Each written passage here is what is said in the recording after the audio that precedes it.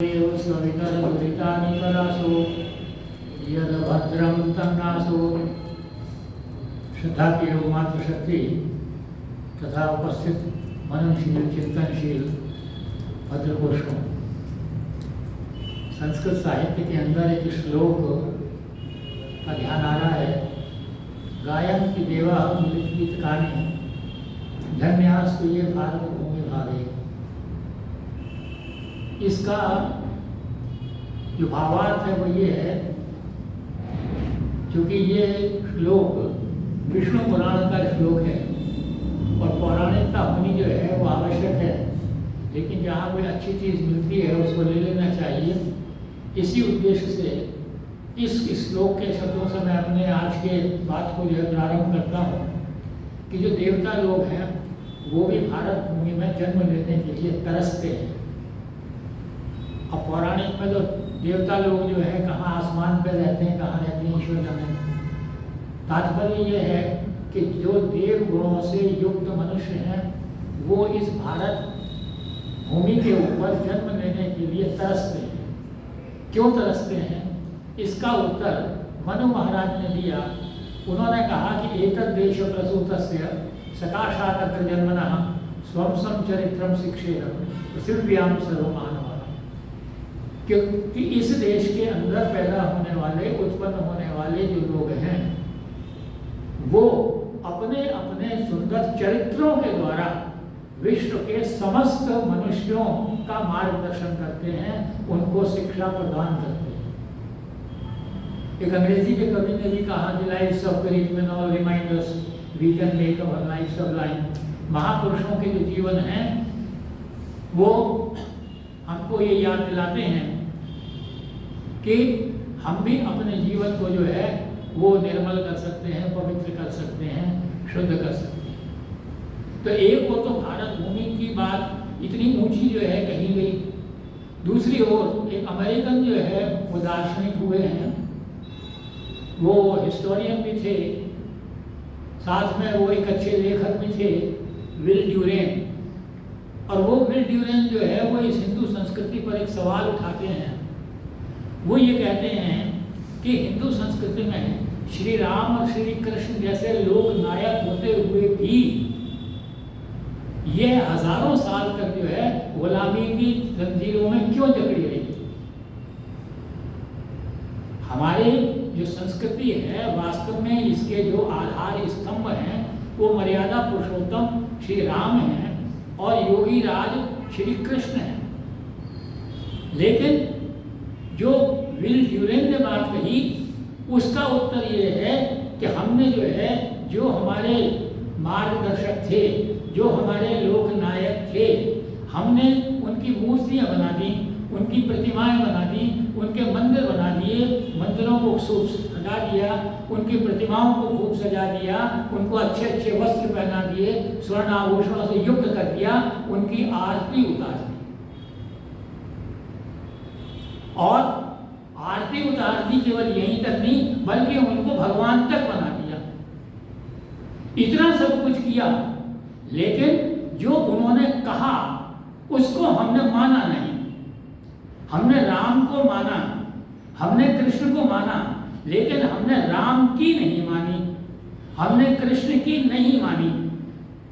तो वास्तव में ये महापुरुष जो हैं ये हमारा मार्गदर्शन करते हैं, इसलिए ताकि वो जो बात अंग्रेजी जो है वो कवि ने कही है कि lives of great man all remind us we can make our life sublime. हम भी जो है अपने जीवन को जो है सुंदर बना सकते हैं, अच्छा बना सकते हैं। तो ये जो हमारे जो मार्गदर्शक हैं हमने इनकी बात को बिल्कुल भी नहीं माना, जबकि महर्षि दयानंद जो है वो महर्षि दयानंद ने सदाचार का निर्माण करने के लिए जिन महापुरुषों की गणना की उनमें सबसे पहला नाम जो है वो योगेश्वर कृष्ण का लिया। सत्यार्थ प्रकाश में उन्होंने लिखा कि महाभारत में श्री कृष्ण का इतिहास अत्यंत उत्तम है। उनका गुण, कर्म, स्वभाव और चरित्र आप तो पुरुषों के समान है। जन्म से लेकर मृत्यु पर्यंत उन्होंने कभी कोई बुरा काम नहीं किया, कोई अधर्म काम किया हो, ऐसा कहीं जो है दिखाई नहीं देता। लेकिन इतना होने पर भी वस्तु स्थिति यही है कि हम जो है कृष्ण जन्म उत्सव हमने मनाया। मुझे भी कहा कि आप कृष्ण जन्माष्टमी के ऊपर जो है बोलिए। कृष्ण जो हैं वो एक आप्त पुरुष हुए हैं, ये सब जानते हैं। राम भी आप्त पुरुष हुए हैं। श्री राम और श्री कृष्ण की जो परिस्थितियाँ हैं वो बिल्कुल अलग अलग थी, लेकिन हमने पौराणिकता के अंदर आकर के उनको जो अलग किया वो अलग ढंग से कर दिया।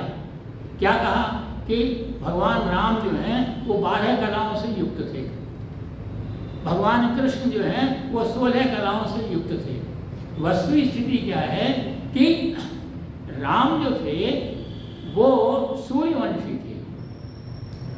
अब जो सूर्यवंशी होगा उसको सूर्य का ज्ञान पूरा होना चाहिए, और सूर्य का ज्ञान कब पूरा होगा? जब हमें पृथ्वी और सूर्य का जो रिलेटिव मोशन है, जो उसकी गति है, उसके बारे में पूरा ज्ञान हो। तो पृथ्वी जब चक्कर काटती है सूर्य के, तो एक चक्कर के अंदर विशिष्ट 12 स्थितियाँ होती हैं, पोजीशंस होती हैं, 12 स्थान होते हैं, जिनको कि कला शब्द कहा जाता है। विज्ञान के अंदर भी जब हम पढ़ाते हैं, जब तरंगें चलती हैं, किसी स्थान के ऊपर कोई तरंग पहुंचती है तो उसकी क्या स्थिति है, तो हिंदी में उसको कला कहते हैं, अंग्रेजी में उसको फेज कहते हैं। तो वास्तव में ये 12 स्थितियाँ हैं जिनका ज्ञान जो है राम को पूरी तरह से था। कृष्ण चंद्रवंशी थे, तो उनका पृथ्वी और चंद्रमा के सापेक्ष जो गति है उसका ज्ञान होना स्वाभाविक रूप से आवश्यक था, और स्वाभाविक था ये। और जब हम चंद्रमा की पृथ्वी के सापेक्ष गति का अध्ययन करते हैं तो 16 स्थितियां होती हैं। वो जो 16 विशेष स्थितियां होती हैं उनको 16 कलाएं बोलते हैं। इसलिए जो है राम और कृष्ण की जो परिस्थितियां अलग थी वो क्या थी कि राम जो थे उन्होंने जैसे ही जन्म लिया, जन्म लेने के उपरांत शैशव अवस्था में ही उनको ऋषियों का, मुनियों का, गुरुओं का सानिध्य प्राप्त हुआ, और उस सानिध्य से उन्होंने जो है ज्ञान प्राप्त किया। लेकिन कृष्ण की विशेषता ये थी कि कृष्ण सौभाग्य थे। किशोरावस्था की काफी लंबी आयु तक जो है कृष्ण अपनी ही आत्मा की आवाज के ऊपर उन्होंने अपना जो है विकास किया था। कृष्ण तो 16 या 17 वर्ष की आयु में पहली बार जो है गुरु संदीपन ऋषि के गुरुकुल में उन्होंने जो है वो प्रवेश लिया था, और उसके पश्चात युद्ध से विद्या सीखने के लिए वो अंगीरस घोर के जो है वो गुरुकुल के अंदर गए। अब कृष्ण का जीवन जो है वो एक अद्भुत जीवन है। जो सबसे बड़ी बात कृष्ण की है वो क्या है कि कृष्ण ने हमको एक अद्भुत ज्ञान, एक महान ज्ञान गीता हमको प्रदान किया। कितने स्वर्णिम अक्षरों में लिखे जाने वाले श्लोक हैं। नैनम छिन्दन्ति शस्त्राणि नैनम दहति पावका वासांसि जीर्णानि यथा विहाय नवानि गृह्णाति। तो ऐसा एक अद्भुत, एक दिव्य ग्रंथ, एक दिव्य ज्ञान कृष्ण ने हमको प्रदान किया। लेकिन हमने उस ज्ञान को किस समय के लिए निर्धारित किया?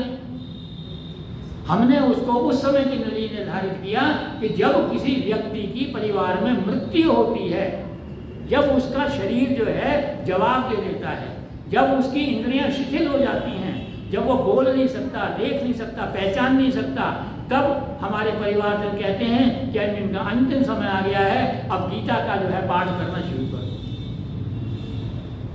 कैसे कृष्ण को समझेंगे? जिस कृष्ण ने कर्मण्येवाधिकारस्ते मा फलेषु कदाचन वाली बात कही थी, उस कृष्ण है के जो वो ज्ञान है, जो ज्ञान प्रारंभ में गुरुकुल में शिक्षा प्रारंभ करने के साथ साथ प्रदान किया जाना चाहिए, ताकि जो गीता के अंदर कर्म की उलझी हुई गुत्थी को सुलझाया है कृष्ण ने, तो मनुष्य जब कोई नवयुवक अपने जीवन के अंदर प्रवेश करता है, कर्म क्षेत्र के अंदर उतरता है, तब उसको उसका ज्ञान होना चाहिए, तब उसे गीता का ज्ञान जो है प्राप्त करना चाहिए। लेकिन हमने क्या किया, हमने पूरे जीवन भर कभी भी ये नहीं सोचा कि हमको गीता का जो है अध्ययन करना चाहिए। कब करना चाहिए गीता का पाठ?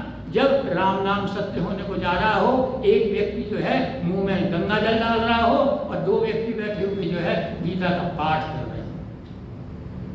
तो कैसे हम कृष्ण के जीवन को अपने अंदर जो है उतार सकते हैं, कैसे उनको जो है हम अपना जो है आधार जो है अपने जीवन का बना सकते हैं। तो कृष्ण का जो दूसरा विशेषता है, कृष्ण की एक विशेषता ये है कि जितने भी दूसरे महापुरुष हुए हैं उनके विशेषणों के आधार पर कई नाम जो हैं रखे गए हैं, लेकिन मैं समझता हूँ जितने नाम कृष्ण के हैं इतने नाम किसी भी दूसरे महापुरुष के नहीं हैं।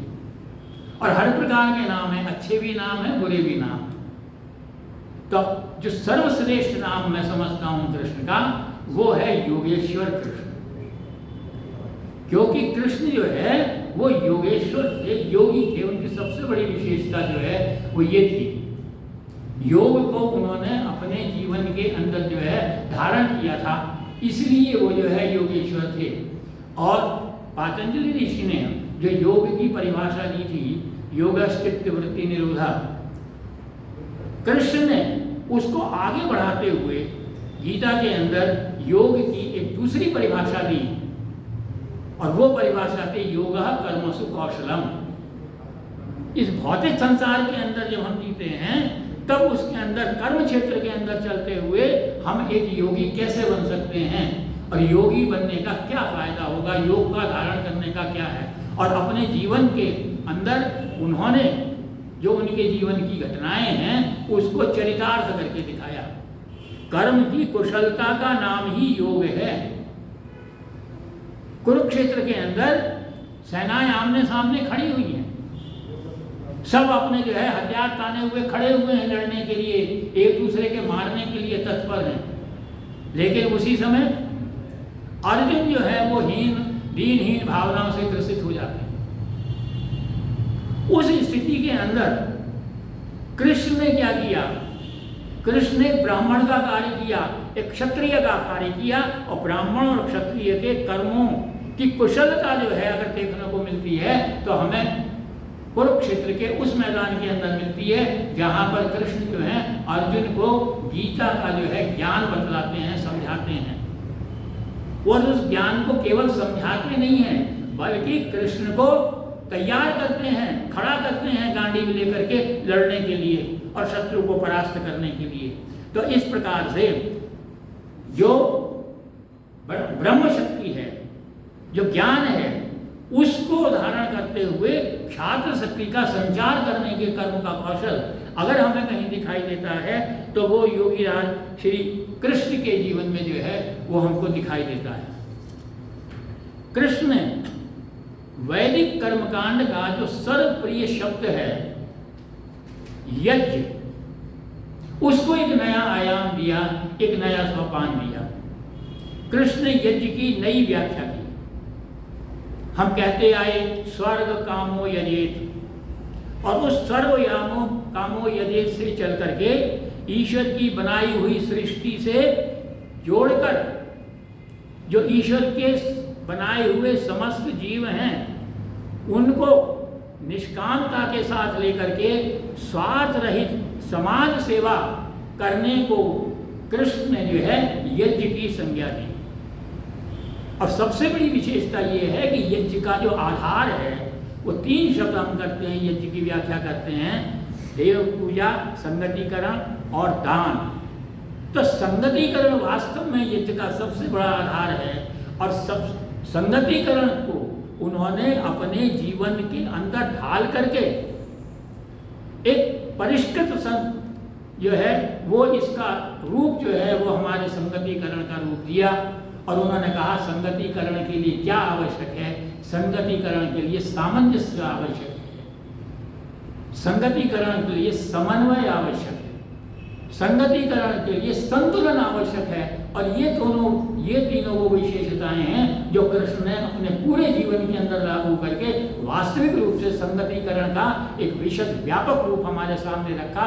और उस संगतिकरण के साथ समर्पण को मिला करके जीवन को जो है, जो उसका अल्टीमेट लक्ष्य है, जो उसका लक्ष्य है, परम लक्ष्य है, उस तक प्राप्त करने का मार्गदर्शन जो है वो कृष्ण ने जो है हमको दिखाया।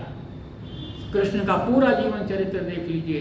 कृष्ण कभी थकते नहीं, कृष्ण कभी हारते नहीं, कृष्ण कभी झुकते नहीं।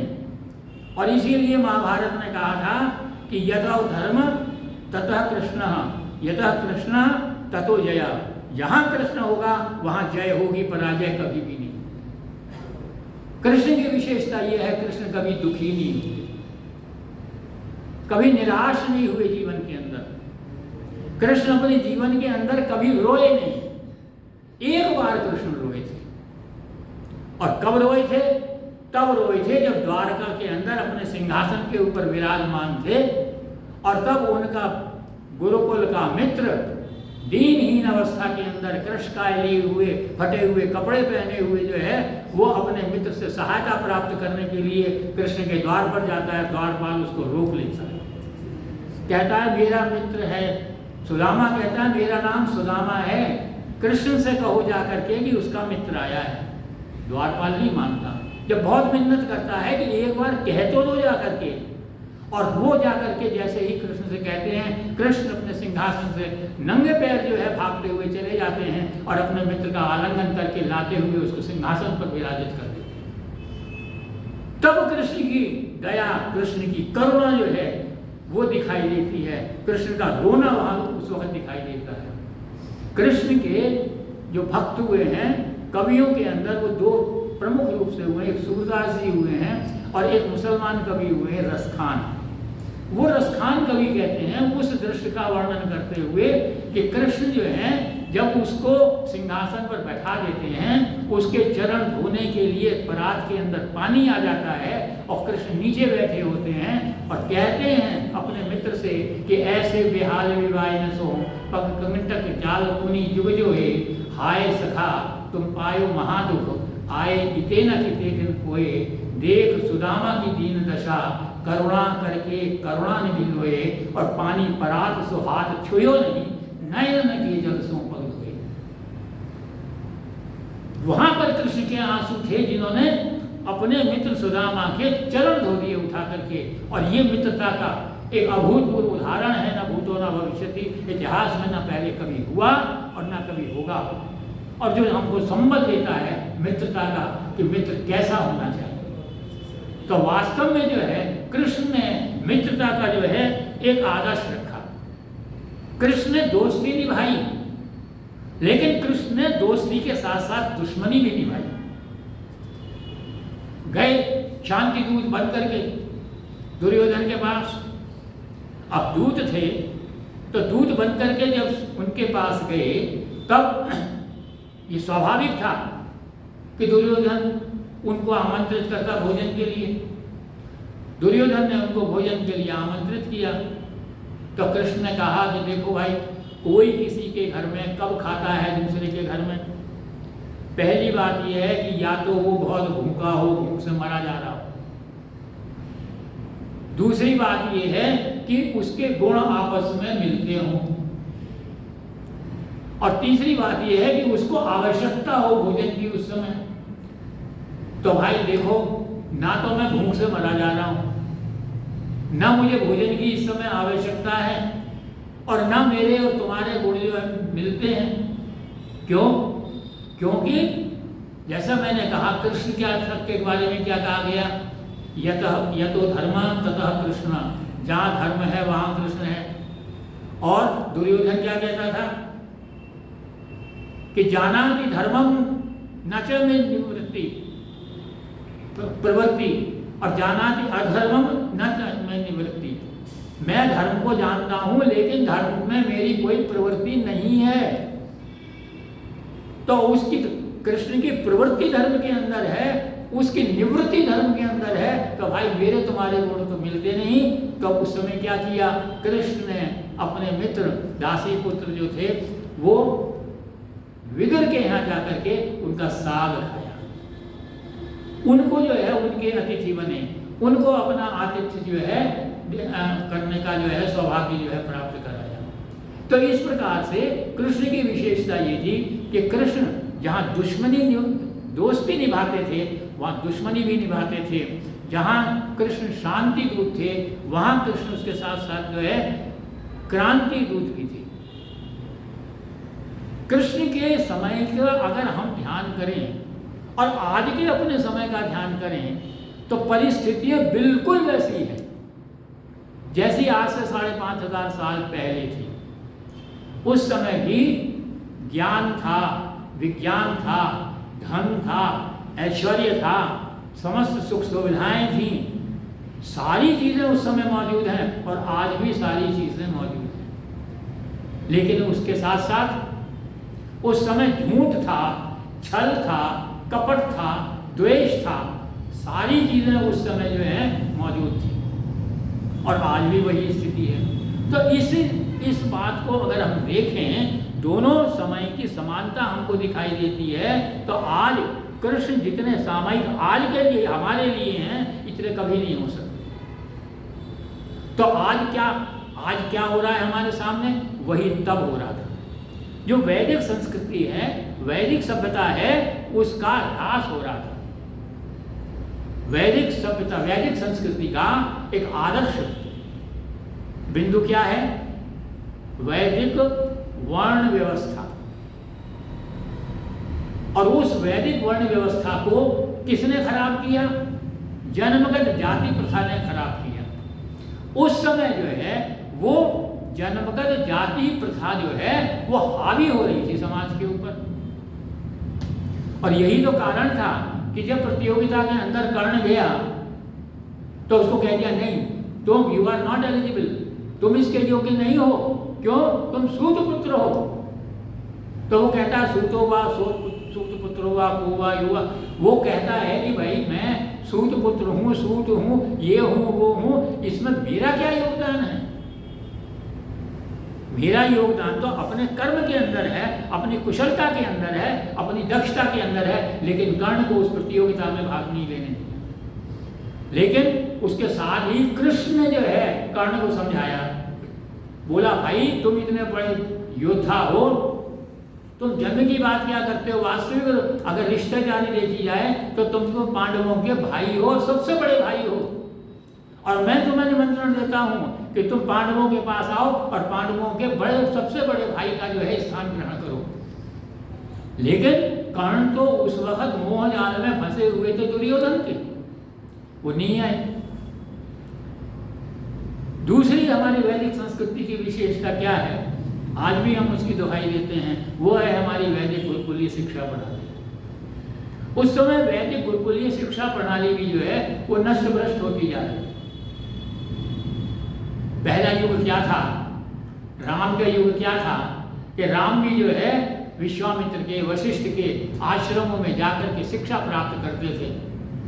पितृकुल से बालक जो है वो गुरुकुल के अंदर जाता था, पितृकुल का सदस्यता छोड़ देता था, गुरुकुल की सदस्यता जो है वो ग्रहण करता था। और वहां पर कोई पक्षपात, कोई ऊंच नीच, किसी भी प्रकार का जो है भेदभाव, पक्षपात नहीं होता था। सारे बालक एक तरीके से ऐसे शिक्षा ग्रहण करते थे। लेकिन महाभारत में क्या हुआ कि गुरु को आदेश दे दिया गया राजमहलों में आकर के शिक्षा प्रदान करने का। गुरु जो गुरुतम था वो क्या बन गया, वो एक सेवक बन गया। वो कुछ आर्थिक लाभ लेने के लिए वो राजमहलों में आकर के जो है शिक्षा प्रदान करने लगे द्रोणाचार्य। और क्या हुआ, अंत में जब पूछा तो द्रोणाचार्य से कि भाई आप ये क्यों कर रहे हो सब, तो और भीष्म पितामह से भी यही बात पूछी, क्या जवाब दिया, पुरुष अर्थस्य दास्यम, पुरुष अर्थ का दास है और अर्थ किसी का दास नहीं है, इसलिए हम अर्थ के दास हैं, इसलिए हम यहाँ जो है इनको शिक्षा प्रदान करें। लेकिन कृष्ण ने अपने जीवन में क्या किया? कृष्ण भी तो एक समर्थ जो है व्यक्ति थे। कृष्ण का वंश भी तो जो पालन करने वाला वंश था, वो वंश था कि नंद बाबा के घर में जो है 1,00,000 गायों की गौशाला थी। इतनी समृद्धि थी, इतनी संपत्ति थी उनके पास, वो भी तो अपने घर पे गुरु को बुला सकते थे। लेकिन जब पढ़ने गए तो गुरु को घर पे नहीं, गुरु के घर पे जाकर के उन्होंने शिक्षा जो है वो प्राप्त की।